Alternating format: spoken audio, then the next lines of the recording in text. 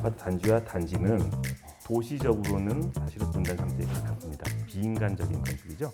한 도시가 한 국가가 전쟁의 상태까지 갈 수 있다. 건축주가 사람이 아니라 자본이기 때문에 건물도 당연히 하나의 모습밖에 나오지 않는 거 아니냐 그런 거거든요. 정작 내 생활 반경에는 나의 도시에서는 내가 만난 적이 없지 않나. 달리 말씀드리면 그 정도로 내가 살고 있는 도시가 따분하다 이런 서울 표현을 사랑합니다.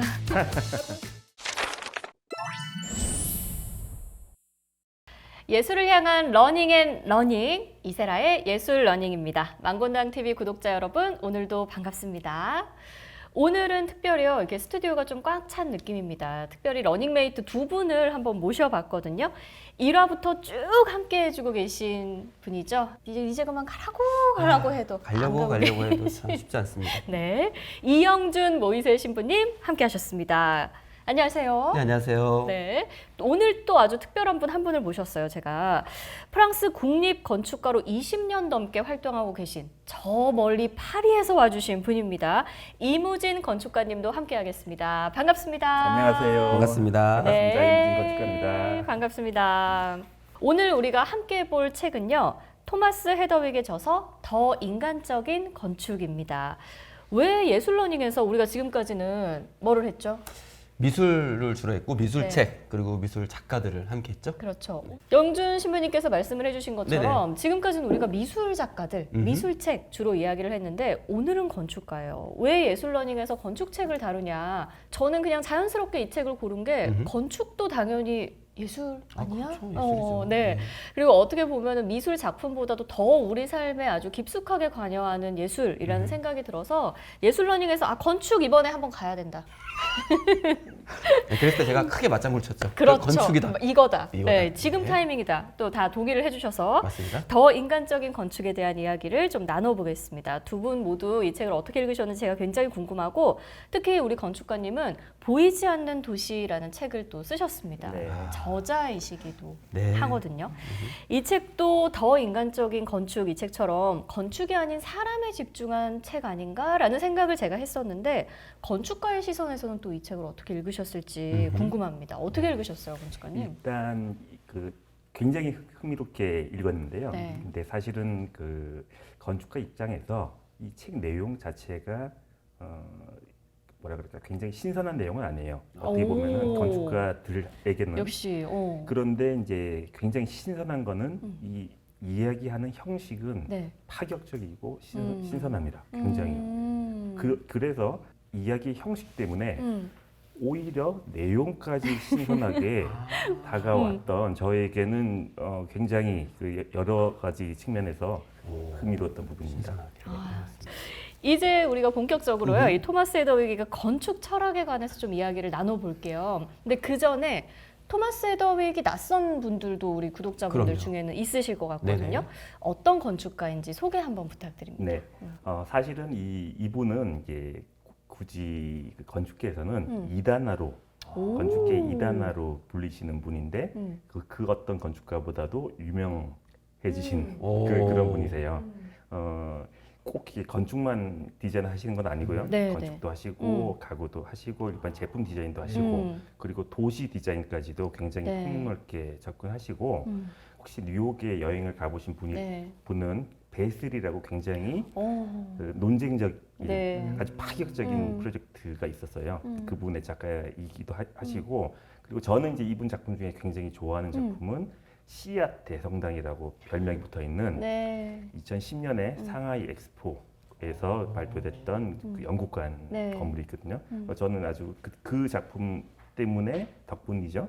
그 헤더윅을 이제 알게 됐는데 여러 방면에 아주 재능이 많으신 뛰어난 건축가이십니다. 근데 왜 이분이 이단화로? 왜 이단 하냐면은 건축 정식 교육을 받지 않으신 디자이너 출신이세요. 한 공부를 오래 해야 하는 전문직에서는 공부를 전공하지 않은 사람들을 약간 배척하는 약간의 터세가 있습니다. 약간 어떤 느낌이면 도자기를 만드시는 도공도 도제제도라고 해서 네. 이게 스승이 제자에게 전통적으로 물려주는 방식이 있어요. 네.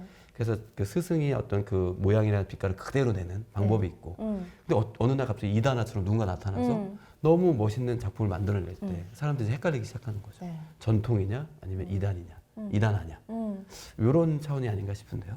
맞나요? 맞습니다. 아, 건축가님 아니면 아니라고 말씀이 너무 다 긍정해 주시면 안 돼요. 굳이 또 아니라고 얘기할 필요 없잖아요. 아, 제가 예. 그냥 하는 전문적인 말보다 네. 시부님이 이렇게 섞어서 양념 이렇게 달달하게 해주시니까 훨씬 제 말도 부드럽게 아마 독자 여러분들이 네. 이해하실 수 있지 아, 않을까. 우리 건축가님이 너무 그 온화한 성품을 또 파리에서도 가지고 오래 계시고. 사시다 보면 네, 이렇게 다양한 사람 만나시잖아요. 네, 넓어지실 그렇죠. 수밖에 없습니다. 아, 알겠습니다. 좋습니다. 오늘 그럼 비유 담당으로 좀 좋아요. 네, 부탁드릴게요. 해보겠습니다. 네. 근데 이 책은 사실은 그러니까 뭐 건축책이다라고 저희가 소개를 해드리고는 있지만 건축서 전문적인 건축서라고 하기에는 조금 애매한 감이 있는 것 같아요. 저는 좀 이상했어요. 왜요? 아니 이게 바꿀게요. 아, 네. 독특했어요. 아, 독특했어요. 독특했는데 네. 뭐 이 책을 보시면 알겠지만 전반적으로 나열되어 있는 이 책을 관통하는 단어가 하나 있다면 따분함이잖아요. 네. 정말 따분함을 경멸한 아주, 예. 것 같았어. 그랬는데 네. 본인은 따분한 사람이 아니다라는 것을 알려주고 싶은 마음도 이 책에 좀 들어있지 않나. 아, 그래서 그렇죠. 아주 독특하게 좀 읽었던 책입니다. 네. 아니 실제로 뭐 따분한 건물이다. 르코르비제 얘기하면서 뭐 따분함의 신이다. 뭐 다 그 사람 때문이다. 엄청나게 그거를 이제 얘기하고 강조하고 막 이러는데 결국은 이 사람이 말하는 게 그거잖아요.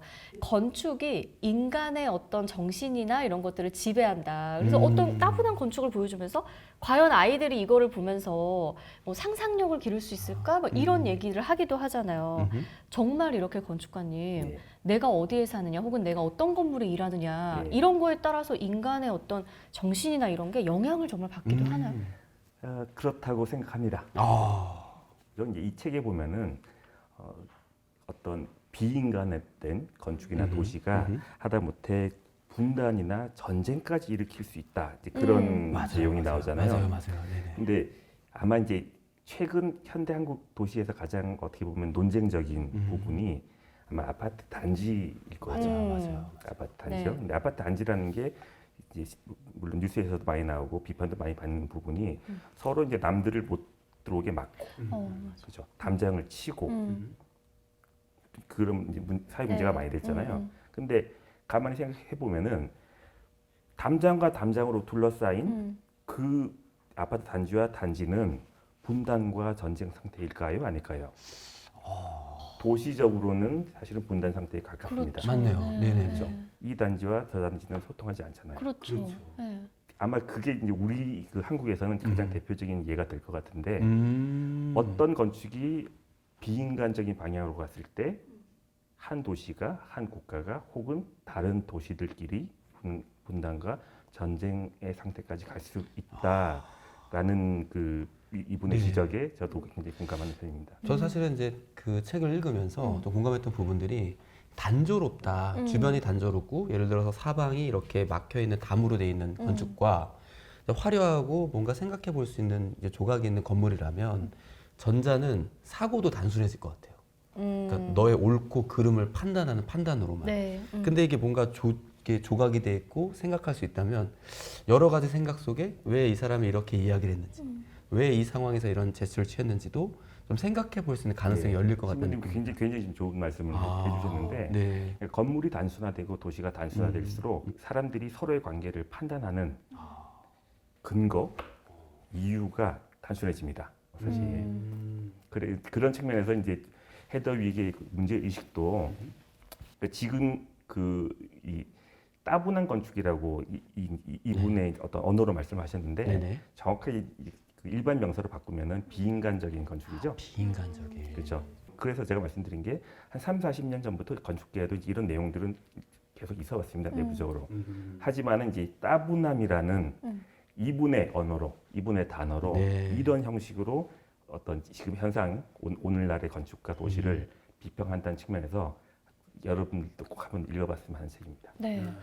그 따분함의 대명사, 따분함의 신이라고 지금 비판을 받고 있는 게 네. 르꼬르비지에잖아요. 그렇죠.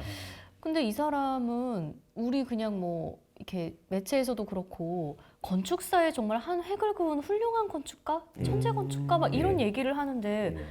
왜 이렇게 비판하는 거며? 예. 그럼 이 르코르비제라는 사람은 어떤 건축가인가요? 예. 또 일단은 그 이분이 왜 르코르비제를 비판하는지는 제가 이제 뒤에 설명드리고 네. 일단 르코르비제에 대해서 정확한 팩트만 말씀드릴게요. 네네네. 네. 서양 건축사를 혁명적으로 바꾸신 분이세요. 음. 혁명적으로 바꿨다는 게 어떤 의미냐면은 서양 건축은 기본적으로 최소한 3,000년 이상을 하나의 공법, 음. 아, 조적식, 조적식. 처음부터 쌓아올리. 땅부터 네. 벽돌이나 돌을 쌓아 올려서 짓는 시이 네. 3,000년 이상 어. 로마 시대 때 그리스 시대부터 지어와서 그게 19세기까지 그 형식이 유지가 됐습니다.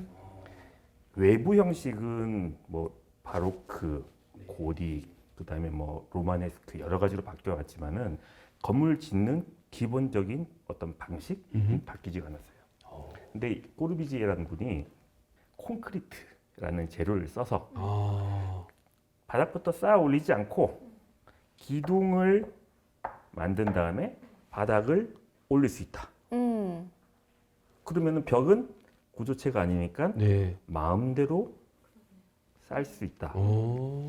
이게 아무것도 아닌 지금 우리 모든 건물 그렇게 지니까 그렇죠. 이렇게 뭐 당연하게 보이지만은 2, 3천 년 동안 왔던 패러다임이 그걸로 완전히 전복이 되는 거예요. 아, 그래서 이제 꼬르비제 자체는 그분이 이제 제창한 그로부터 이제 현대 건축의 오원칙이라든지 네. 뭐 근대 건축론이라든지 굉장히 많은 이야기가 나오지만은 핵심은 그겁니다. 건축의 짓는 방식 자체, 생각 자체를 바꾼 사람.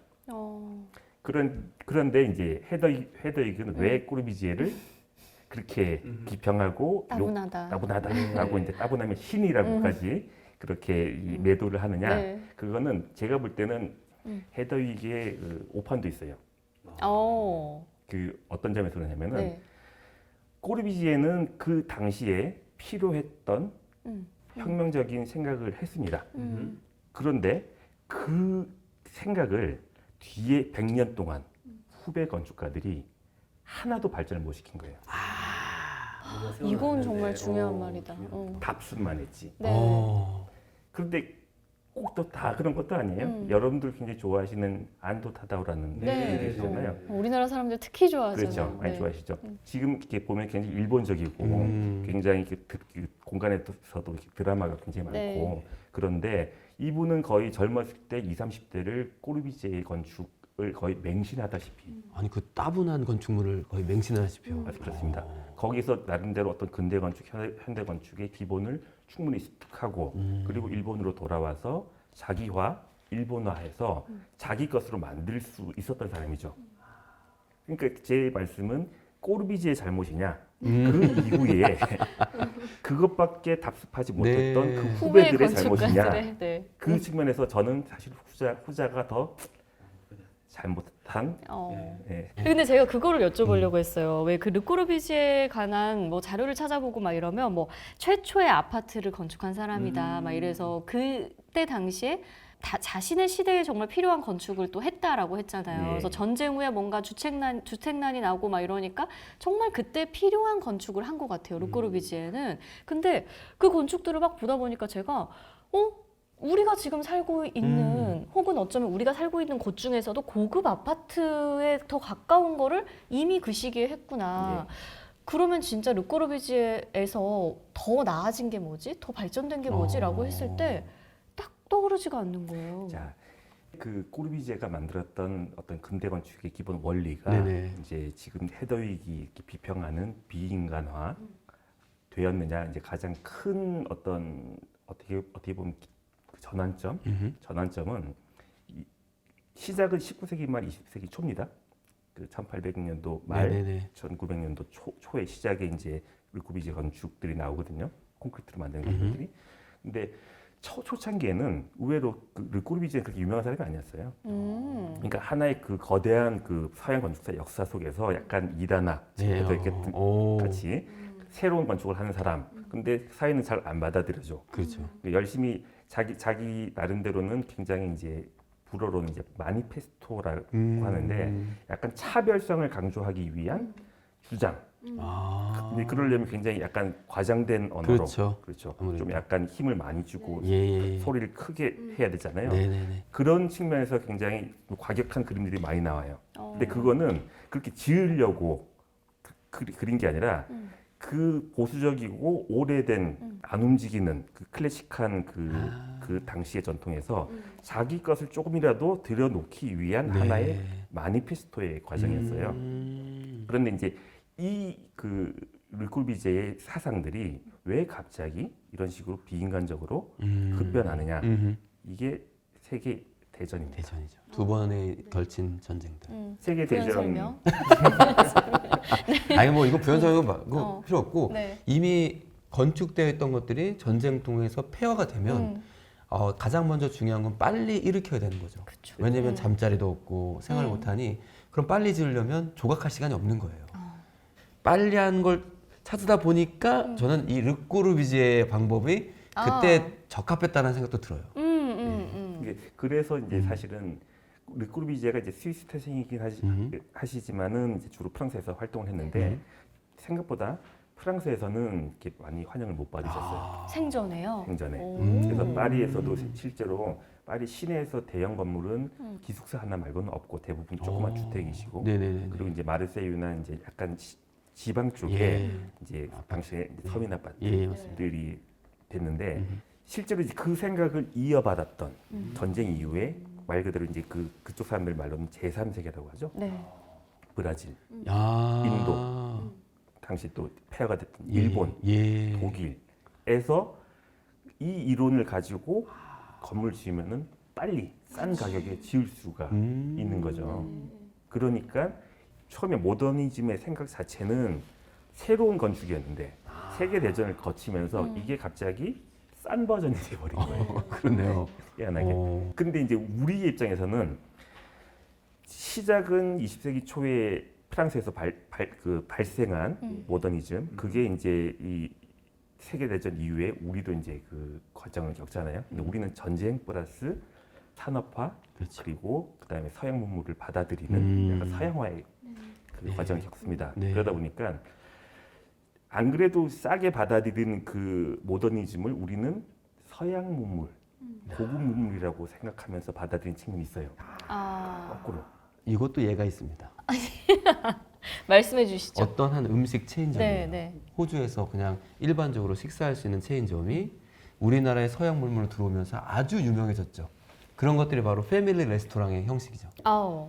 그 나라에서는 서민 음식인데 우리에서는 고급 음식으로 바뀐 그런 케이스들이 비슷한 케이스죠. 오늘 제가 예. 비유왕이라고 불렀습니다. 오늘은 비유왕, 비유의 금메달을. 아, 나도 뭐 하나 왕 좀 해야 아, 이거 아주 싶은데 쉽지 않아요. 쉽지 네. 않네요. 에이, 험난합니다, 적당히 저들이. 적합했네요. 정말 예, 예, 적합한 정말 말씀이시죠. 예. 네.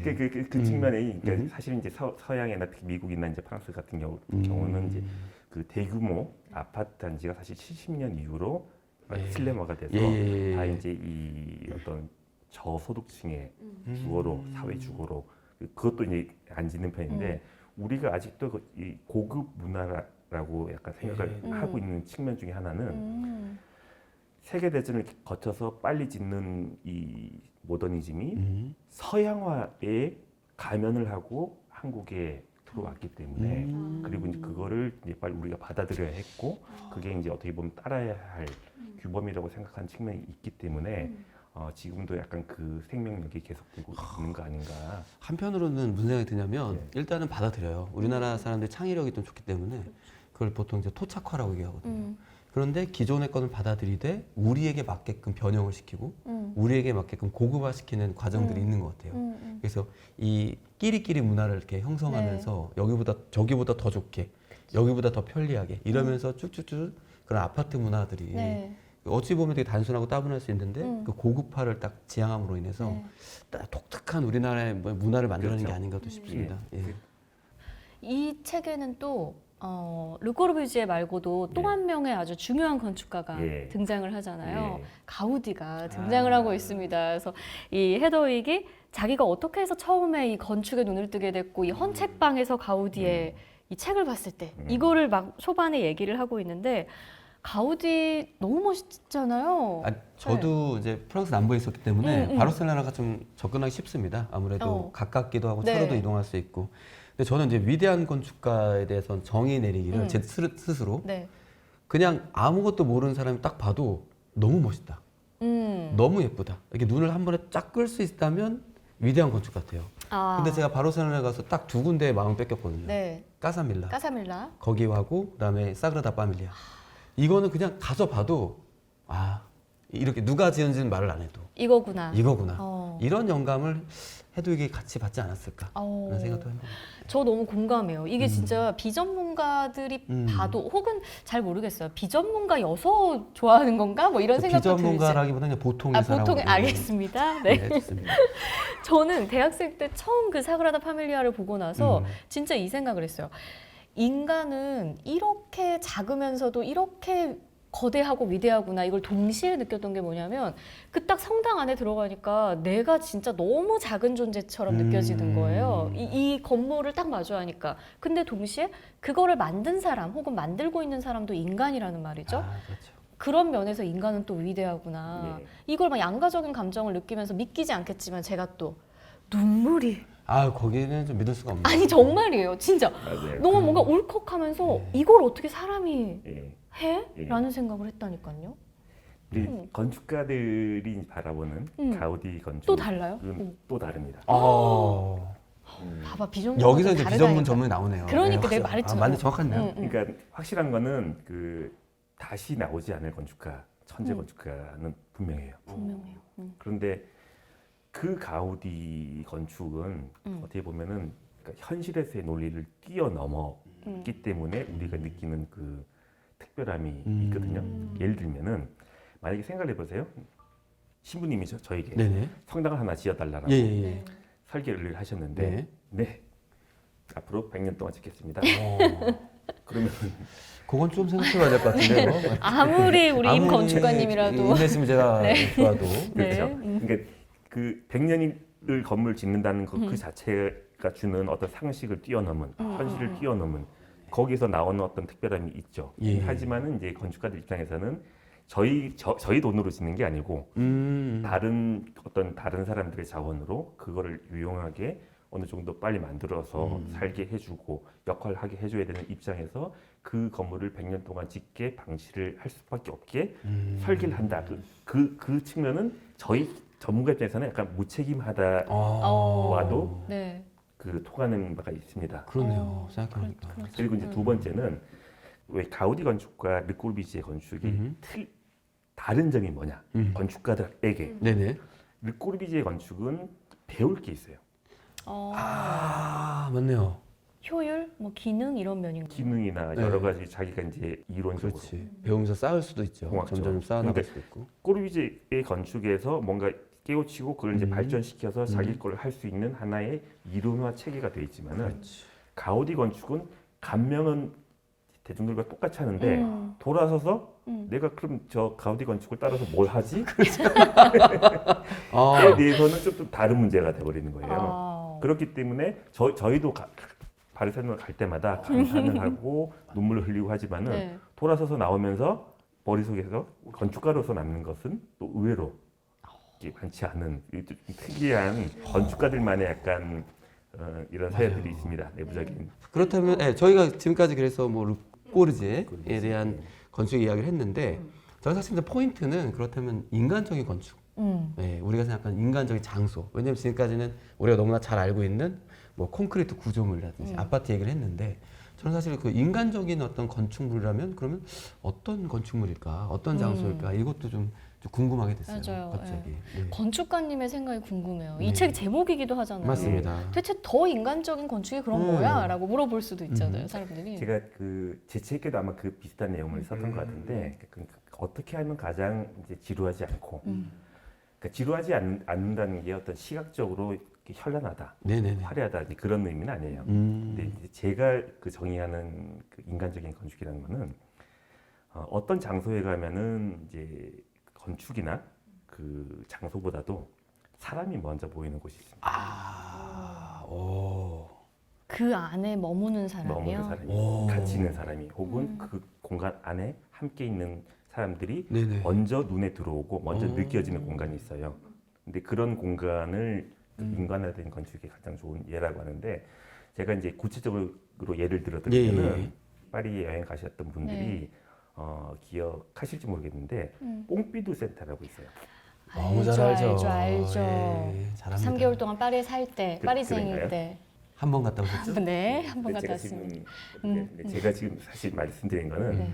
뽕피두 센터가 아니라 뽕피두 센터의 음. 앞에 있는 광장이에요. 거기는 저 알아요? 사람들 막 앉아있고. 앉아있죠. 네, 저 얼마 전에도 갔다 왔잖아요. 오. 파리 아트페어를 또 갔다 왔거든요. 그러셨구나.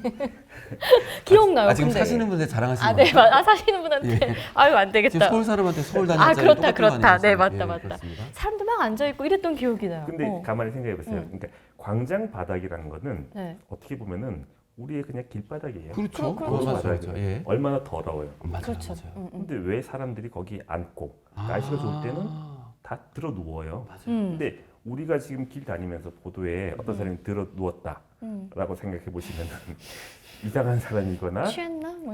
취하셨거나. 네. 근데 거기 가면은 사람들이 자연스럽게 다들 맞아요. 편하게 편한 자세를 취하고 그 사람들과 얘기를 한단 말이죠. 맞습니다. 왜 맞습니다. 그럴까?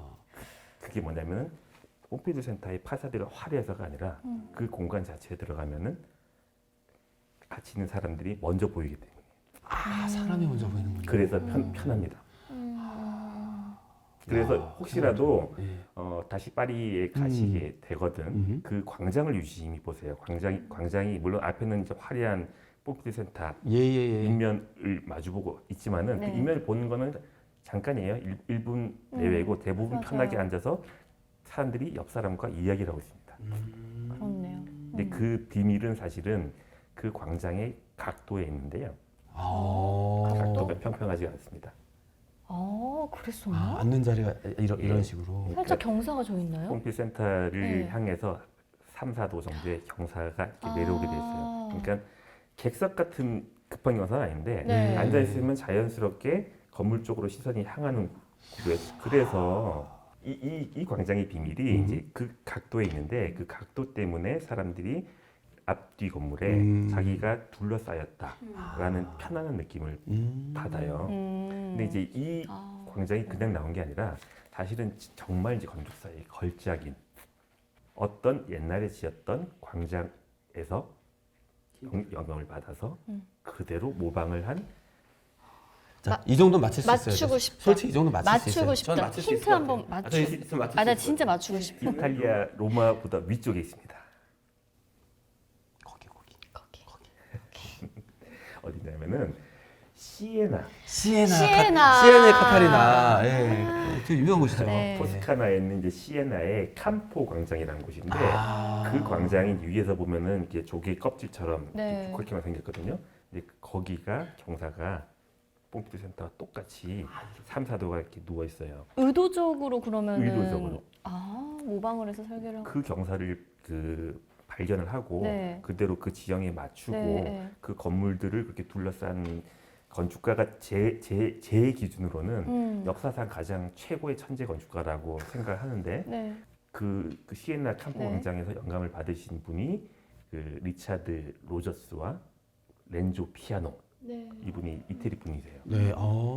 렌조 피아노는 이제 한국에도 유명하죠. 왜냐하면 저 광화문에 있는 KT 빌딩을 네. 설계하신 분이고 리차드 로저스는 더현대 백화점을 설계하신 분인데 이제 렌조 피아노가 이제 이태리 분이기 때문에 네네네. 이 거의 1970년대 초에 pompidu 센터가 지어졌어요. 근데 그때 그 건물을 설계할 때 건물 자체도 굉장히 획기적인 구조고 네네네. 왜냐면 안에 있는 설비 자체를 밖으로 다 끄집어내서 굉장히 외장을 설비로서 복잡하게 건물을 만들었습니다. 헤더이 이야기하는 이제 단순성과 복잡성 중에 복잡성을 굉장히 그 밖으로 끄집어내서 그 건물을 복잡하게 만들었지만 진짜 키워드는 그 앞에 있는 광장의 형태였어요. 근데 그 광장 형태는 저기 피아노가 나중에 고백을 하건데 캄포 광장을 카피했습니다라고 네. 직접 고백까지 하셨죠. 근데 저는 이제 이런 얘기를 들으면 우리가 자연에서 가장 편안한 공간이 어디였을까 생각하게 되는데 아마 학창 시절에 어디에 앉아서 가장 많이 기타를 치고 노래를 불렀을까라고 따져봤더니 네. 바닷가예요.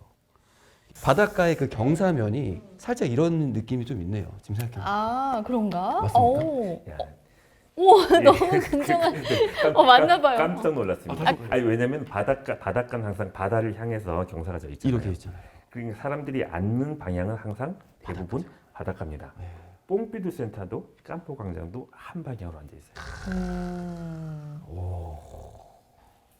근데 정말 그 바다 이야기는 저도 깜짝 놀랄 정도로 오. 그 보통 그 일반인이 하실 수 있는 비유가 아니셨던 보통 거예요. 연륜이 아니에요. 지금. 우리 신부님이 젊어 보이셔서 그렇지 보통 연륜이 아닙니다. 네, 로션 하나 바꿨을 뿐인데요. 정말 네, 자랑스럽습니다. 감사합니다. 저는 근데 건축가님 말씀을 듣다가 이 생각도 들었어요. 근데 그러면 내가 사는 이 서울이라는 도시에 그런 공간이 아, 그렇지. 더 인간적인 건축 혹은 더 인간적인 공간? 요거 어디 있을까? 아, 맞네. 그냥 그런 생각도 또 드네요. 신부님 떠오르시는 데가 있으세요? 저는 사실 이제 궁 같은 데 좋아해요. 궁. 예, 궁도 아까 말씀하신 대로 궁이 비가 오면은 물이 한 곳으로 모이게끔 설계가 돼 있대요. 그래서 아까 경사면을 얘기하신 느낌으로 딱 드는 순간 아마 저에게 어떤 편안함을 주는 이유도 그 약간의 경사면 우리가 느낄 수 없지만 자연만이 느낄 수 있는 그 경사면이 존재해서 그런 건가? 라고 다시 한번 생각하게 되는데 네. 그래서 찍을 건 별로 없는데 저는 항상 카메라를 들고 그 궁을 좀 잘 찾아갑니다. 아, 저에게 있어서 가장 좋은 가장 편안한 가장 편안한 공간이시구나. 공간. 네네. 근데 이 더 인간적인 건축, 이 책 제목이기도 한 요거를 한번 떠올려 보면은요. 전 이게 참 궁금했던 게 그러면 여기서 이 토마스 헤더윅이 말하는 혹은 찬양하는 이 더 인간적인 건축은 기능이나 효율적인 면에서는 떨어질 수밖에 없는 또 그런 건가요? 예. 그래서 이제 이 책에도 이 얘기를 하고 있는 게 그러니까 굉장히 좋은 비유를 하신 게 있는데 제가 네. 313페이지입니다. 네네. 313페이지 한번 보시면 굉장히 멋진 말이 하나 있었어요. 모더니즘이 오늘날까지 존재한 이유 중 하나는 그것이 염가 신화적이기 때문이다. 모더니즘은 실제로 이 건물과 살아야 하는 이의 경험보다 돈의 가치를 더 높게 치는 건설 관계자에게 더없이 이상적인 방편이 된다. 라고 써놓으셨어요. 우리 건축이 왜 다 이렇게 아파트든 모든 건물이 다 비슷비슷해지느냐. 그 이유가 뭐냐면은 건물을 짓게 하는 주도하는 그 건축주라고 합시다. 건축주가 사람이 아니라 자본이기 때문에 자본은 굉장히 일관성이 있습니다. 단순하고 목표가 하나밖에 없어요. 건물을 짓게 하는 주문하는 사람이 하나밖에 없으니까 건물도 당연히 하나의 모습밖에 나오지 않는 거 아니냐 그런 거거든요. 그래서 헤더윅이 말하고 있는 거는 자본에게 내줬던 우리의 어떤 주도권을 각자가 찾아와서 만약에 그렇게 될 때 우리의 건축, 우리의 도시도 다양해질 것이다. 이제 그런 측면을 굉장히 재밌게 아주 유쾌하게 네. 기술을 해놓으셨어요. 네. 아, 정말 생각이 또 많아지게 하는 그런 구절이었어요. 맞습니다. 마지막 구절은. 네. 뭔가 우리가 추구하는 가치가 달라질 때 결국은 우리가 사는 건물도 달라지겠구나. 예, 맞습니다. 추구하는 건축의 모습도 달라지겠구나. 이런 생각이 또 들고요. 네. 예, 토마스 헤더윅의 더 인간적인 건축으로 이야기를 나눠보고 있습니다. 지금까지 나눈 이야기들을 잘 담고 있는 이 책의 한 문장을 꼽으면서 한번 일부를 좀 마무리를 해볼게요. 네. 우리 신부님부터. 네, 저는요 페이지는 또 이 책에 또 장단점이 하나 있는데 따분하지 않게 하려다 보니까 페이지 번호가 네. 있는 게 있고 없는 게 있어요. 그래서 제가 또 고른 곳은 페이지 번호가 없어서 네. 124페이지 124페이지. 유추해 보겠는데요. 네. 경치가 반드시 자연을 의미하는 것은 아니라는 사실이다. 경치가 좋은 도시에서도 행복과 건강이 증가했다라고 했는데 제가 이것을 왜 꽂았냐면요. 인간에게 정말 중요한 것은 이제 경치라고 했어요. 그러니까 경치라고 하면 왠지 자연에서만 줄 것 같은 일반적인 생각이 있었는데 이 여러 가지 사진을 비교해 줍니다. 아주 예쁜 건축물이 있는 것과 없는 상태.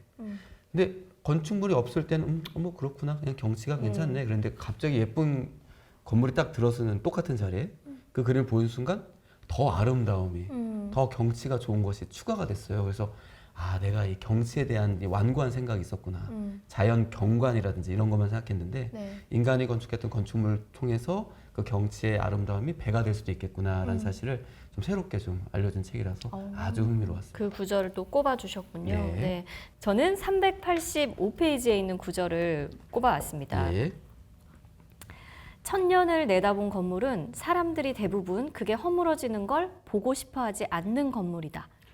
제가 이걸 왜 꼽았냐면 제가 이 구절을 읽고 그러면 그렇게 허물어지는 거를 보고 싶어하지 않는 마음이 들게 만드는 그 건축 지금 내 주변에 있나? 아. 나는 그 건축에서 생활해보거나 뭐 일해보거나 살아보는 것까진 바라지도 않아. 한번 뭐 일해보거나 그래본 적이 있나? 라고 했을 때 딱 떠오르지가 않는다. 지금은. 그렇군요. 뭐 외국에 어디를 갔다 온 거는 들 수 있을 것 같아요.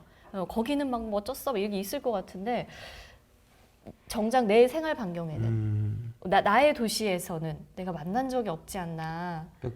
달리 말씀드리면 그 정도로 내가 살고 있는 도시가 따분하다 이런 표현을 서울 쓸 수 있겠네요. 사랑합니다. 그 예. 동네만 특별히 따분할 수 있다. 그렇죠, 그렇죠. 한정을 지어보겠습니다. 네, 그럴 수 있습니다. 예. 그런 아쉬움이 좀 남았어요. 그리고 그러니까 까사밀라 얘기도 나오고 막 이러지만 제가 사실 두 분께 아까 장난처럼 사실 질문을 하나 들어보고 싶었던 게 이거거든요. 그러면 다 알았는데 그러면 까사밀라에 살고 싶으세요? 르꼬르비지에 아파트에 살고 싶으세요? 이게 저는 궁금하더라고요. 뭐 짧게 대답하고 싶으면 저는 네. 34평 르꼬르비지에 집을 살고 오, 싶습니다. 정말요? 예, 예. 건축가님은요? 저는 카사밀라가 역시 선택이 전 될것 건축가님과 함께 가겠습니다. 저는 무조건 전문가와 함께 가기 사실 때문에. 저는 편의시설을 놓칠 수가 없다. 아, 왜냐하면 정말, 저는 예. 저희 수도원 안에서 제 방 하나밖에 없거든요. 아, 저는 넓은 그래서 아파트에 또- 살아보는 게 또 소원입니다. 또 예. 이런 게 또 그렇습니다. 예. 있구나. 아, 그렇구나. 그 까사밀라가 지금도 거주지라고 하더라고요. 약간 고급 빌라로 지어진 곳인데 아직도 그 거주자가 네. 계십니다. 제가 정말 이 책을 읽고 그 부에 대한 탐욕이 한껏 더 심해졌어요. 왜냐하면 까사밀라 같은 곳에 한 번 내가 살아보고 죽고 싶다. 너무 멋있는 거죠. 더 이상 탐욕이 올라갈 데가 없을 거라고 생각했는데 있더라고요. 그걸 또 점점 뛰어넘었습니까? 찍더라고요. 그래서 저에게 욕망을 더 불태워준 책입니다. 좋습니다. 네, 이렇게 두 분과 함께 헤더에게 말하는 더 인간적인 건축에 관해서 이야기를 나눠봤습니다. 렌 쿠라스라는 분이 렌 쿠라스? 네덜란드 분이 계세요. 네. 근데 이분이 이제 굉장히 많은 세계 도시들의 책을 썼는데 서울에 대한 책을 쓰려고 몇 년 동안 네. 책을 저작하시다가 네. 결국 포기하셨습니다. 오, 왜죠? 정리가 안 되는 거죠. 그거를 보신 서울시 관계자께서 그 다음에 바로 새로 개장한 광화문 광장에 그 의자를 쭉 깔아 놓으셨더라고요. 뭐 꼭 커피를 안 마셔도 돼요. 그냥 앉아 있을 수 있게끔 하는 공간이 군데군데 심어져 있다는 것이 이게 바로 더 인간적인 건축일 수 있겠다.